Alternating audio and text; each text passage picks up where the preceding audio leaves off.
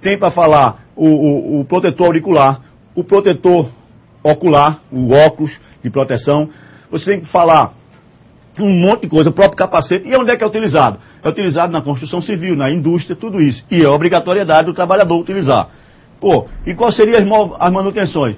Como é que você mantém um capacete? Você tem que manter ele limpo, certo? Quando tiver que lavá-lo, se ele for de PVC, não enxugar ele, não botar ele para secar ao sol, porque quebra a resistência do material. Não deixar ele precipitar em queda, porque você racha e quebra o material e perde a resistência, e perde a viabilidade de proteção do trabalhador. Pronto, sempre isso. A terceira parte e última da unidade 5, vamos lá, Billy, seria exatamente falar sobre a NR26, sobre as cores.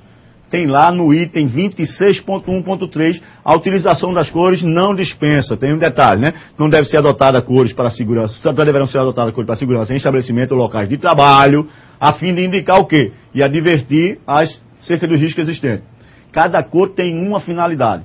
Então, você falava no 26.1.3, no 26.1.4 e acrescentava duas cores daquelas, escolhia duas cores, que colocou tudo bom, escolhia duas cores, tá certo? E dava exemplo, né? Por exemplo, vermelho. Vermelho é cor de quê? Os equipamentos de prevenção e combate a incêndio. Aí você dava dois exemplos. A tubulação dos hidrantes, o próprio corpo do hidrante, os extintores, tudo na cor vermelha. Isso não é à toa que é os equipamentos na cor vermelha, é para todo mundo identificar. Falava do verde, são equipamentos de oxigênio, tá? Daí para ia, ok? Ainda na terceira parte, eu pedia que vocês consultassem a NBR 14276, né? Que é a NBR está sobre brigada de emergência, e vocês me dissessem o item que devia ser tocado, a borda, a formação, a quantidade de membros, a função e a atribuição. Então você deveria tocar no ponto 4.2.1, que é a composição da brigada, 4.2.3, que é a organização da brigada, 4.2.5, que é a atribuição da brigada. Tá certo? Simples, ok? Agora eu vou dar um espaçozinho para as dúvidas. Temos uma dúvida aqui que... Não temos dúvida. Não temos dúvida? Não temos dúvida. Ótimo, pacto cumprido. Cumprimos agora, nós temos aí 50 minutos de aula para tentar dar esses dois assuntos e começar o momento prático, ok? Então vamos ver dois tipos de incêndio que eu acho interessantíssimo. O restante são os incêndios comuns que vocês já aprenderam a combater em relação à atividade de como se irradia, de como se propaga, de como você combate, né, utilização do triângulo do fogo, a forma de abafamento e resfriamento, tudo é a mesma coisa. Aqui também você vai utilizar esses mesmos conhecimentos. Porém, tem detalhes que precisa o técnico de segurança saber, porque tem uma proteção, né, porque o risco é maior. Até porque eles são gases. E gases, você sabe muito bem, que eles são capazes de alta velocidade de reação, ou seja, explosão, tá certo? Por conta do comburente, tá? Que o comburente é gasoso e ele já vem no estado de gasoso também. E aí fica mais fácil a combinação e a reação é maior, ok? É mais rápida, maior não, mais rápida. E aí dá todo um processo de explosão. Então, acetileno. O que é acetileno? C2H2. Ele é comumente chamado no mercado de acetileno, ou você vai encontrar também ele como etino, ou também como narcileno, tá? Industrialmente você vai encontrar nos cilindros dele acetileno, ou etileno, ou etino, que se você, ou o narcileno. Se encontrar isso, tudo é da família, tudo é a mesma coisa, acetileno, tá? É um gás incolor, é um gás sem odor, tá certo? Aliás, de um odor desagradável, um odor próprio, tá certo? Que se liquefaz numa temperatura de menos 83 graus centígrados, ou seja, ele sai do estado, ele entra no estado de liquefação quando ele chegar a menos 83. Então você vê que ele tem uma capacidade muito restrita de se liquefazer. E para se liquefazer vai ter que estar em muito alta pressão. E é por isso que os impactos que o cilindro sofrer é um grande risco. Se bater ao lado de um cilindro de acetileno, aquele acetileno que é usado para você fazer solda ou fazer corte de chapa de ferro, tá? Ele pode, pela reação do impacto, entrar num processo de reação, de autorreação, que ele entra a 269 a 296 graus centígrados, e no impacto ele começa a fazer energias internas, começa a entrar impacto todas as moléculas internamente, que pode causar explosão. Então, é uma preocupação do cilindro de acetileno, é você não causar impacto nem queda nele. E quando ele romper a válvula, quando ele romper o incêndio, nós temos uma preocupação, você pode apagar, sem problema nenhum. Bem diferente do GLP, que a gente vai mostrar que não é bom apagar. O gás de acetileno você pode apagar.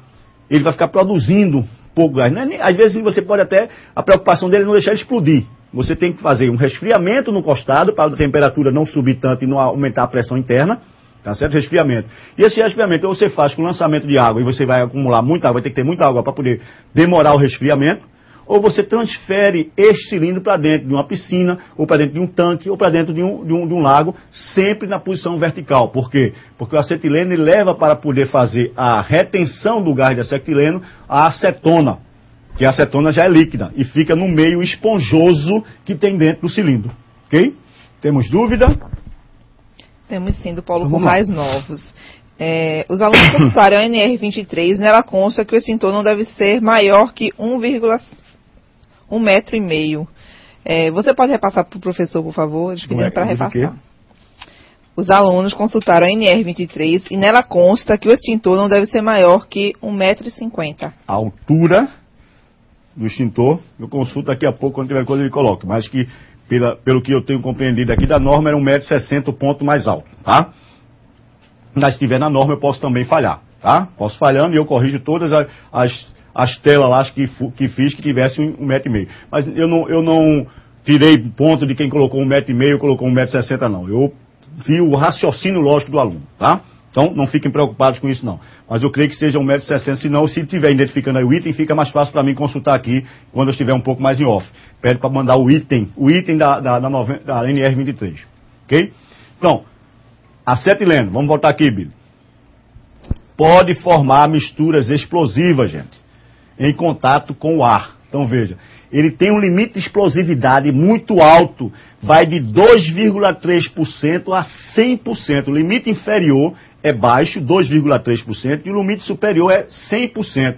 Então você tem essa faixa todinha, aonde na presença, ou seja, se você pegar um ambiente que tem 1 metro cúbico, se você tiver 2,3 metros cúbicos de gás de acetileno e o restante de oxigênio, explode. Ou se você tiver 100% desse metro cúbico de gás de acetileno e 0 de oxigênio, também explode na presença de uma fonte de ignição. Diferente do GLP, que a gente vai ver que é de 1,9 quando for propano, até, se eu não estou enganado, 4 é 5%. E já que for butano, já é outra coisa. Mais à frente a gente vai começar a ver isso, ok? Então, ele tem um material poroso dentro que ele faz a manutenção, faz a retenção da acetona, formando uma solução com o acetileno. Essa é a preocupação nossa.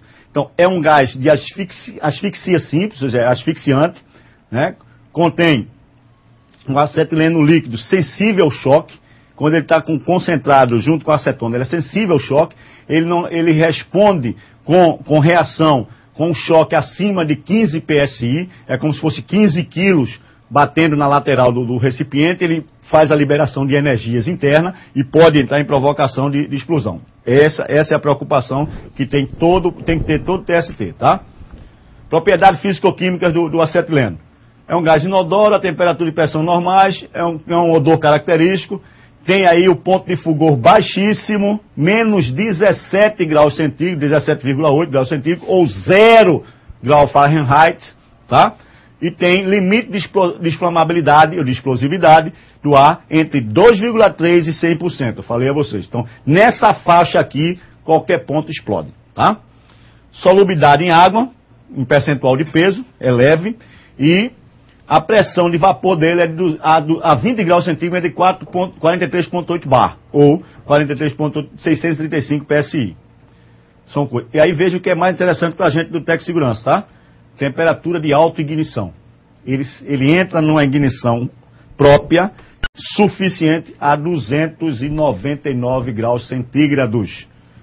Muito baixa essa temperatura, por sinal, tá? Para um gás.